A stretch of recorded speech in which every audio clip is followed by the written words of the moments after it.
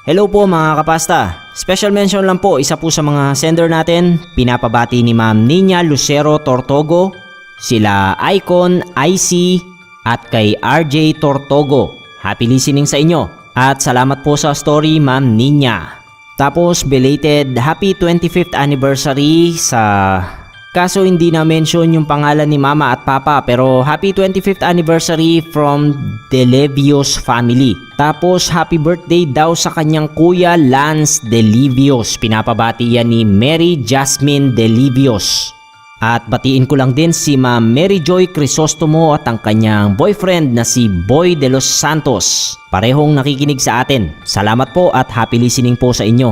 Tapos pinapabati ni Ma'am Jezil de la Peña ng happy birthday ang panganay niyang si James Paul de la Peña. Birthday niya ngayong November 19 o sakto, turning 4 years old na po. Thank you so much po. Salamat din po Ma'am Jezil. Happy birthday James Paul de la Peña.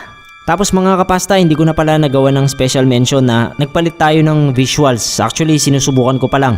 Kita nyo, nagtayo ako ng cafe, Neb Cafe. Ako po yung gumawa niyan at ilang araw ko ring tinrabaho yan. Connected dyan yung trabaho ko kaya medyo nagkalibre akong oras. Pinagpraktisan ko muna tapos ayan na, ginagamit na natin. Testing lang muna pero kung okay naman sa inyo, yan na lang ang gagamitin natin para sa visuals. Parang nasa coffee shop ka lang tapos nakikinig ka ng audio narrations. Yun lang po, start na po tayo mga kapasta.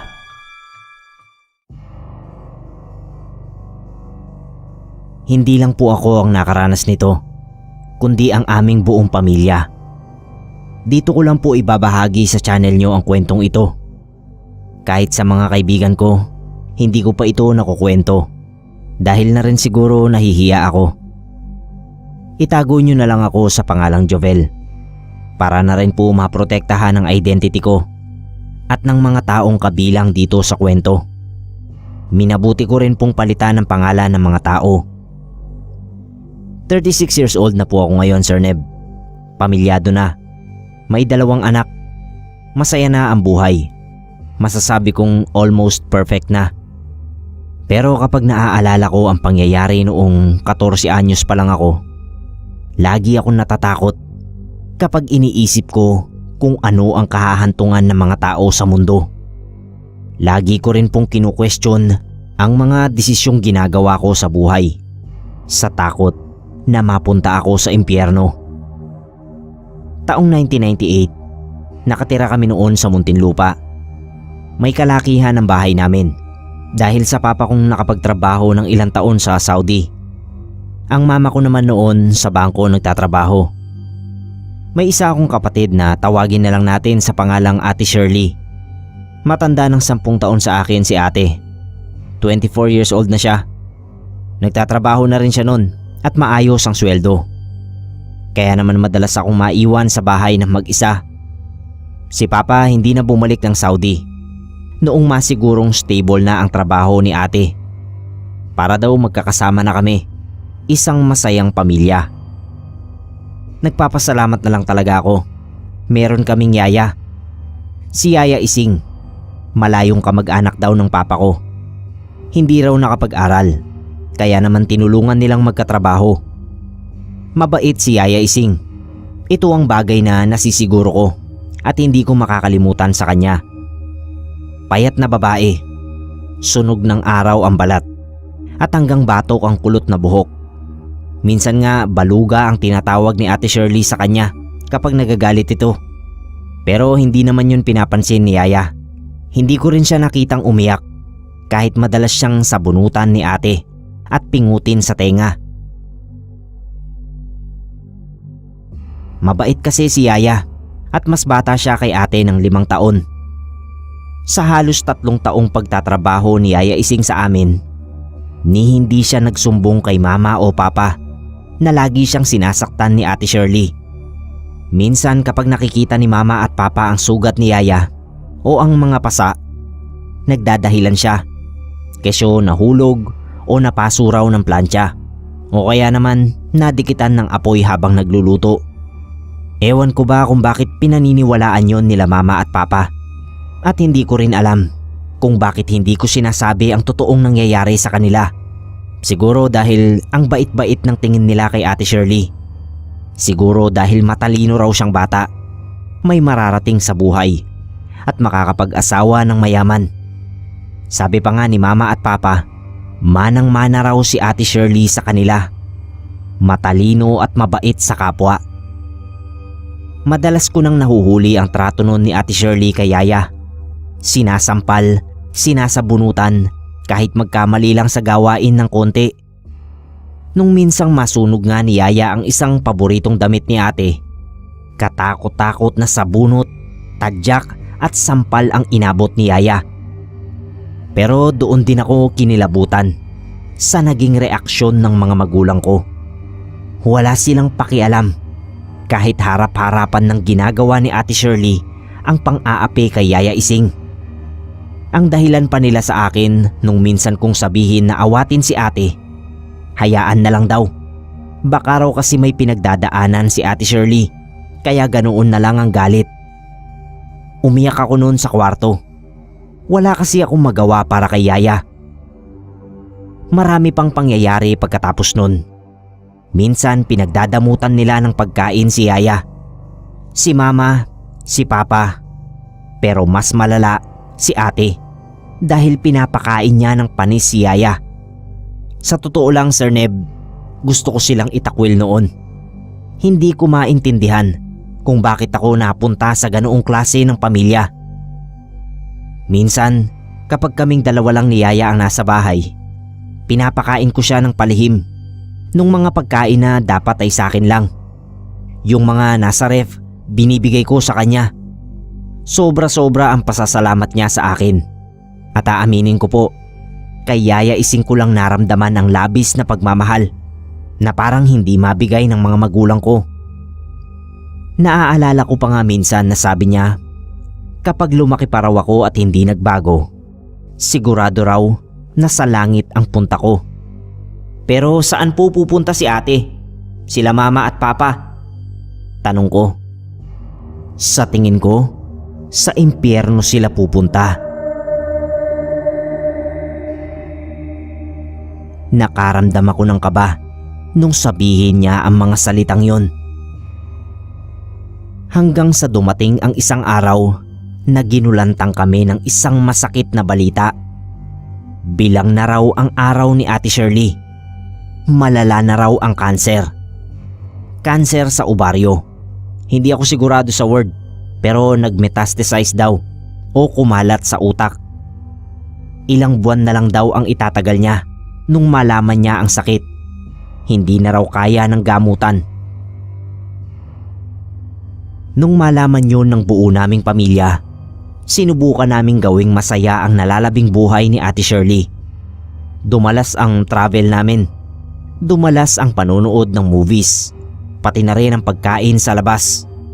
At ilang photo album ang naubos namin dahil sa dalas ng pagpapapicture. Sa mga lakad na yon, hindi man lang namin sinama kahit kailan si Yaya Ising. Ayaw kasi ni ate. Ayaw niya na may kasama kaming baluga sa mga huling litrato niya sa buhay. Naintindihan naman yon ni Yaya Ising. Wala raw siyang hinanakit, sabi niya sa akin. Pero kapag nagkukwentuhan kami, napapansin ko na may saya na sa tinig ni Yaya. Hindi tulad ng dati. Ayaw kong isipin noon na sumasaya siya dahil mamamatay na si Ate Shirley. Pero yun ang madalas na pumapasok sa isip ko. Pero sabi ni Yaya, hindi naman daw. Masaya lang talaga siya dahil bumabait na raw si ate sa kanya. Bagay na hindi naman totoo. Dahil nahuhuli ko pa rin si ate. Mas lumala nga ang pagmamaltrato niya kay Yaya. Kahit payat na si ate nun, nagagawa niya pang paluin si Yaya ng sinturon.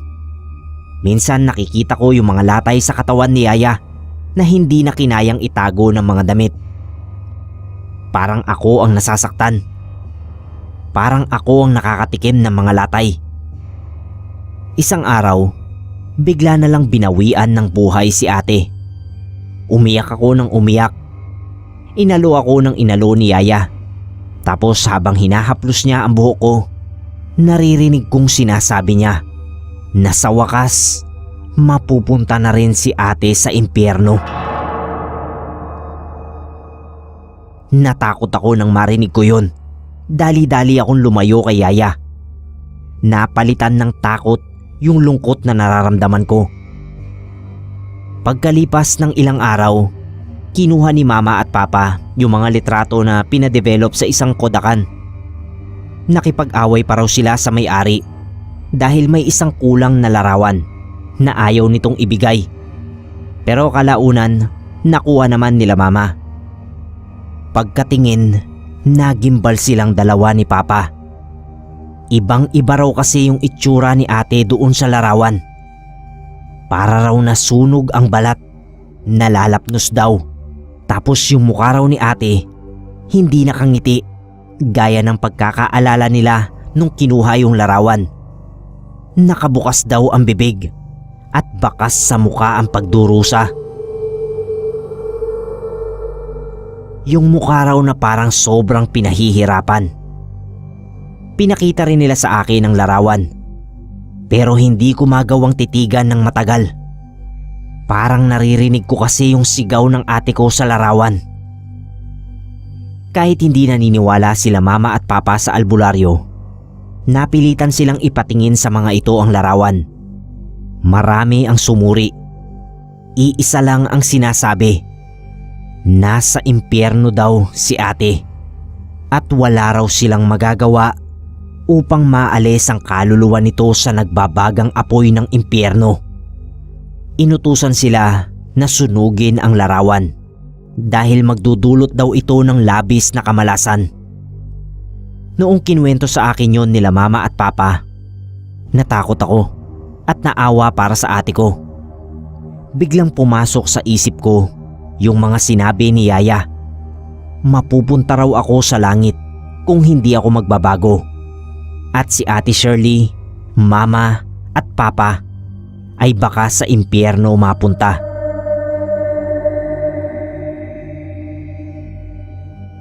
Makalipas ang ilang buwan, namatay din si Yaya Ising. Nagpakamatay. Tumalon mula sa bubong ng bahay namin. Ako ang nakakita sa bangkay niya. At hanggang ngayon, nakakabit pa rin sa utak ko ang kanyang itsura. Basag ang bungo at nagkalat ang dugo sa sementadong parte ng likod bahay. Bakas ang sindak sa kanyang mga mata. At ang isa sa hindi ko malimutan sa lahat, ang ngiti ni Yaya Ising na parang para sa akin nakatuon sa direksyon ko noong matagpuan ko siya. Ngiting parang nagwagi sa pakikipaglaban. Malapad na malapad. Para bang sinasabi niya sa akin, "Jobel, tama ako, di ba? Totoong sa impyerno napunta ang ate mo."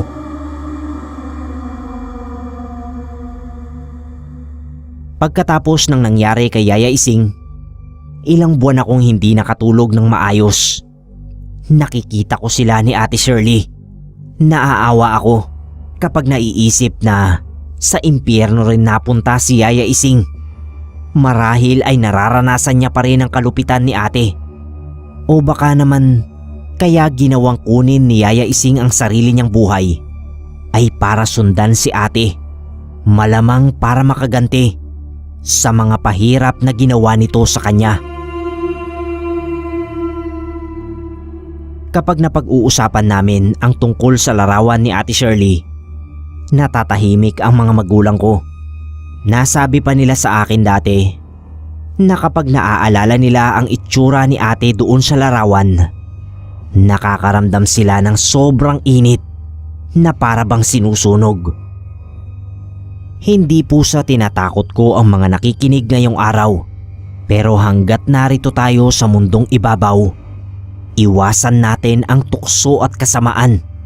Dahil kapag siningil na tayo, ay wala na tayong magagawa upang iligtas ang ating sarili.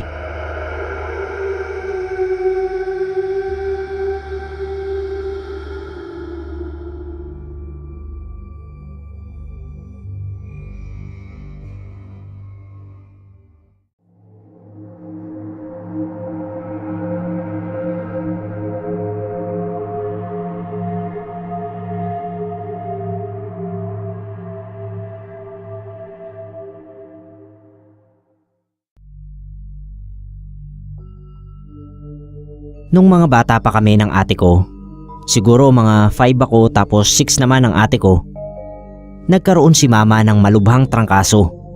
Yung trangkaso na as in tumitirik na yung mga mata niya sa sobrang taas ng lagnat. Yung papa namin nagtatrabaho sa malayo, kaya hindi namin madala si mama sa ospital kahit nagkukumbulsyon na. Kaya bilang bata, iyak na lang kami ng iyak kasi nga natatakot kami na ganoon na si mama. Tumitirik na yung mga mata. Sabi ng mama ko, giniginaw siya. Kaya kinumutan na lang namin siya ni ate. Kinumutan namin siya ng madaming kumot. Lahat ng kumot sa kabinet kinuha namin at pinagpatong-patong para ikumot sa mama ko na nanginginig sa sobrang ginaw. Kami naman ng ate ko, iyak ng iyak. Pero kahit hirap na hirap si mama, sabi niya sa amin, matulog na lang kami at yumapos na lang sa kanya. Baka bukas daw okay na siya. Paglipas ng ilang oras, madaling araw na nun, nakaramdam daw si mama na naiihi siya. Kaya tumayo daw siya papunta sa CR. Napaisip daw siya kasi ang gaan na daw ng pakiramdam niya. Pero pagkatapos niyang umihi, napatingin daw siya sa pintuan ng bahay namin. Kinilabutan daw siya kasi nakita niya yung lola niya, mga tita at pinsan niya nakatayo dun sa pinto. At kaya din siya natakot kasi mga patay na daw yung mga yun.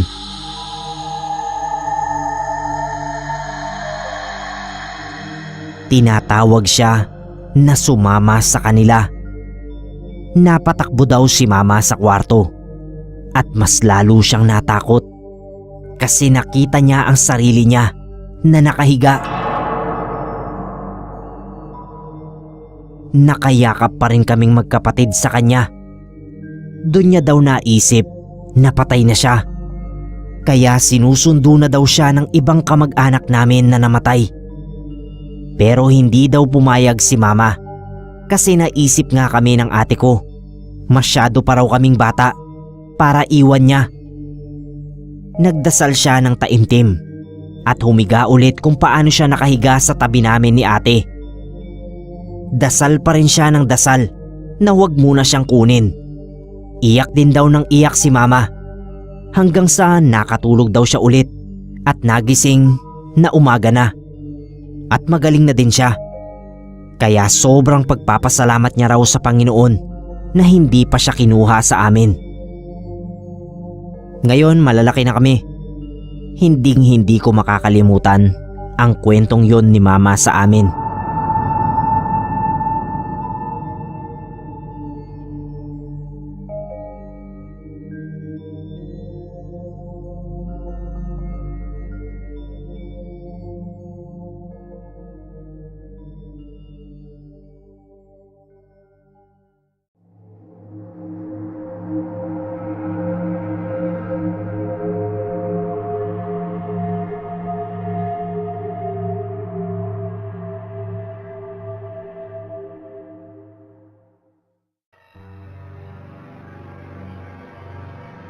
Matagal nang nangyari ang kwentong ito. Personal kong karanasan nang minsang magkaroon ng solar eclipse. Sa karanasan kong ito, napagtanto ko na posibleng may pinapakita sa atin ang mga ganoong fenomena. Nakasuot ng espesyal na salamin ng halos karamihan ng mga kapitbahay ko.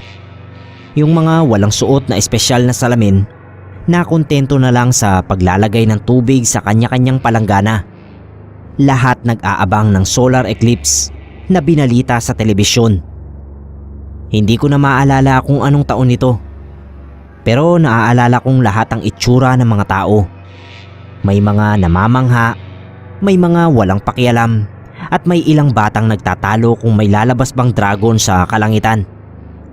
Mahiwaga nga talaga ang solar eclipse dahil maraming nahuhumaling sa mga kapitbahay ko noong panahong yun. Sa aming magkakapitbahay, isa ako sa mga walang masyadong pakialam. Kaya naman nakontento na ako na nakatingin lang sa kung kani-kaninong palanggana. Naisip ko kasi noon Naibabalita rin naman sa telebisyon ang itsura ng eclipse. Kaya hindi na ako nag-effort para masilayan ang pambihirang pangyayari. Mas naaliw ako sa pagtingin sa mga kapitbahay na sandaling iniwan ng pinagkakaabalahan para masilayan ang pangyayari. Aliw na aliw din ako sa mga batang nagtatalo pa rin kahit may matanda nang sumasaway sa mga ito at nagsabing walang lalabas na dragon sa langit. Tapos ayun nga, kahit tanghali, nagdilim ng konti ang paligid. May napanganga sa mga kapitbahay habang nakatingin sa eclipse gamit ang espesyal na salamin. May mga nagsasabi pa na ang ganda raw pala talaga.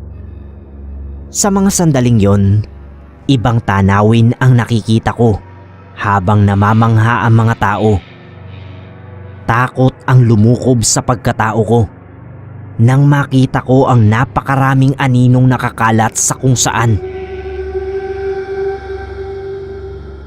Aninong mga walang nagmamay-aring katawan, nagkakagulo, nakikiusyoso sa mga batang nakatingin sa palanggana. Pero ako lang ata ang nakakakita sa mga anino dahil walang pakialam ang mga tao. Ang ilan sa mga anino ay nakatingala rin na para bang tinatanaw din ng mga ito ang eclipse. May mga aninong lumalapit sa mga nakatingalang kapitbahay, pumapalibot sa mga ito. Hindi ko talaga maipaliwanag doon kung totoo ba ang nangyayari. Gulong-gulo ang isip ko habang kinikilabutan. Mga anino kaya ng kapitbahay ang nakita ko? Mga aninong kumalas sa katawan ng nagmamay-ari sa kanila at pansamantalang nagkaroon ng kalayaan, kaya kung ano-ano ang pinaggagawa. Nung matapos ang eclipse ay nawala rin ang mga anino. Nagbalikan na sa mga dating ginagawa yung mga tao. Pero ako, naiwang nakatulala. Iniisip pa rin yung mga aninong nakita ko habang nangyayari yung eclipse. Hanggang ngayong tinatype ko ito, Sir Neb, naguguluhan pa rin ako. Ano kaya yung mga aninong yon? Ano ang koneksyon nila sa solar eclipse?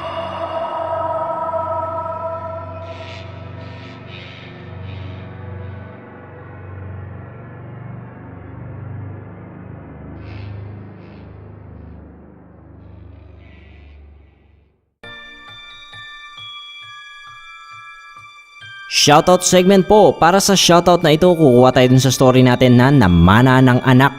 Umpisaan po natin. Sir, pabati naman anak ko na fan kayo kahit mga takot na. Shaira Yvonne, 6 years old. Rain Selina, 10 years old. Pabati din sila Ma Iza o Maria Iza. Jer, Mama Cecil. Banding po namin habang naglilinis ng bahay ang makinig sa mga story nyo. Pabati din pala sarili ko na araw-araw kong tinatakot pero paborito pa din makinig ng horror story nyo. Salamat sir, pagbigyan mo na ngayon lang ulit nakaabot. Salamat po Ma'am Mary Ann Tibag. Sunod, pa-shoutout po Sir Neb, Gabriel de los Reyes. Next, pa-shoutout po, matagal na po akong listener. Salamat po, Gian Flores. Sunod, pa-shoutout po Sir Neb sa anak ko kay Kyle Dylan na laging nagtatry na umabot sa shoutout segment pero di nakakaabot. Sa kanya ko nalaman tong channel mo. Everyday kaming nakikinig sa mga stories mo. Maraming salamat po, Jack Montefalco. At kay Kyle Dylan. Sunod, pa-shoutout po Sir Neb, Seva family, pati sa kapatid ko Jefferson, pati sa anak ko Jaisel Joy. Always nakikinig po sa inyo Sir Neb, stay safe po. Salamat Jackie Lou Seva. Sunod, pa-shoutout Sir Neb, shoutout Roxy Doki. Next, pa-shoutout po, shoutout kay Leia Yumang. Sunod, pa-shoutout Sir Neb, 1 year na po kaming nakikinig ng family ko sa inyo. Salamat Kyle Dylan Tipay. Ito yung anak ni Sir. O yan, umabot ka na sa shoutout. Shoutout sa inyo ng family mo. Next si Ma'am Kisia Maurin. Wala siyang ibang comment, mga smiley lang. Happy listening sa inyo Ma'am Kisia. At ang last natin ay shoutout pang number 10 si CBA Channel. Ito po ang sabi niya, pa-shoutout po. Yun lang po ang pinapasabi niya. So yun lang po ang episode natin para sa araw na ito mga kapasta. Muli po, ako po si Neb Quero. Salamat po sa mga nanood ngayong episode na to. Magandang gabi po sa inyong lahat.